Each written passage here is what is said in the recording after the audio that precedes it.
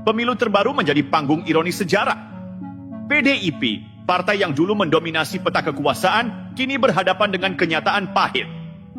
Kekalahan telak di berbagai provinsi. Kekalahan ini bukan sekadar angka atau strategi kampanye yang gagal.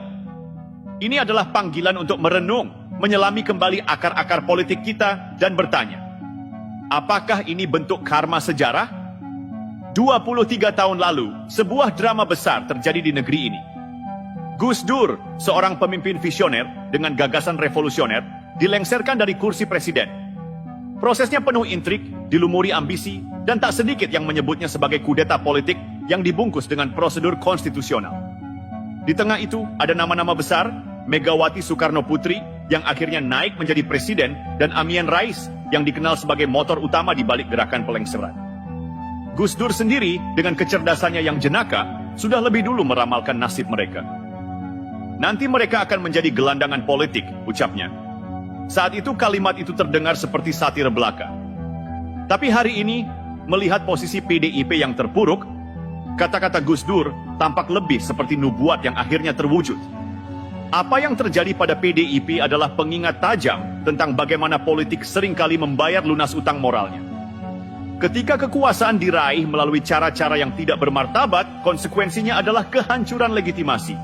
Sebab rakyat, sekeras apapun, usaha mengaburkan suara mereka pada akhirnya akan mengingat. Mereka tidak lupa bagaimana kekuasaan yang dulu diraih justru mengorbankan seorang pemimpin yang membawa pesan pembaruan, hanya karena ide-idenya terasa terlalu besar untuk sistem yang sudah kadung usang. Ironi semakin terasa ketika kita melihat narasi PDIP hari ini yang kerap menyerukan keadilan dan kerakyatan.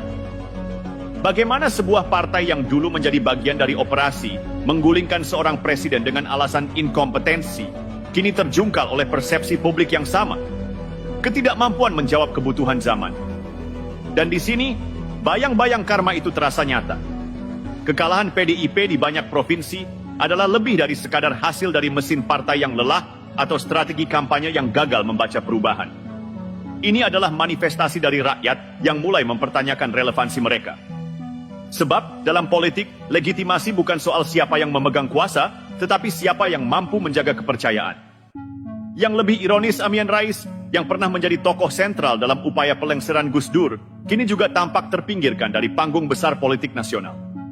Seolah alam semesta memang punya caranya sendiri untuk mengatur keseimbangan. Kekalahan ini seharusnya menjadi bahan introspeksi, tidak hanya untuk PDIP, tetapi untuk semua aktor politik di negeri ini. Sebab, jika sejarah terus berulang dan kekuasaan terus dipertahankan dengan cara-cara yang melukai nurani bangsa, karma serupa hanya tinggal menunggu waktu untuk menghantui.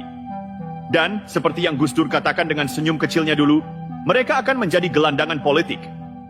Hari ini kata-kata itu tidak lagi terdengar seperti lelucon. Mereka adalah pelajaran, bahkan mungkin peringatan keras bagi siapapun yang berambisi tanpa batas dalam dunia politik. Namun, pertanyaannya, apakah mereka, PDIP dan aktor-aktor lain dalam drama politik masa lalu, benar-benar belajar dari semua ini? Kekalahan di berbagai provinsi seharusnya menjadi momen refleksi mendalam, bukan sekadar koreksi strategi menjelang kontestasi berikutnya. Sebab masalahnya jauh lebih fundamental daripada sekadar angka suara atau isu elektabilitas. Ini tentang kehilangan arah, tentang lupa bahwa politik sejatinya adalah tentang pelayanan, bukan sekadar permainan kuasa. Sejarah mencatat bagaimana Gus Dur berani melawan arus, berdiri di atas prinsip meski harus melawan sistem yang korup dan elit yang haus dominasi. Sayangnya idealisme itu dianggap ancaman, bukan harapan. Ketika akhirnya ia dilengsarkan, kita kehilangan salah satu kesempatan terbesar untuk memperbaiki fondasi politik bangsa ini. 2 dekade kemudian, jejak langkah Gus Dur yang penuh idealisme itu seolah hanya menjadi kenangan samar di tengah pragmatisme politik. Partai-partai besar, termasuk PDIP, tampak lebih sibuk mempertahankan kekuasaan ketimbang memahami kebutuhan rakyat.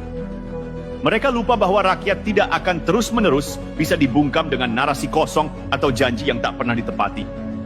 Ironi terbesar adalah bagaimana narasi kebangkitan rakyat kecil, yang dulu menjadi fondasi PDIP, kini justru berbalik menghantam mereka.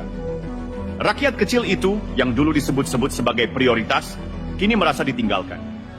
Mereka menyaksikan elit-elit partai lebih sibuk bersekutu dengan pengusaha besar, terlibat dalam skandal korupsi, dan saling berebut posisi dalam hierarki kekuasaan.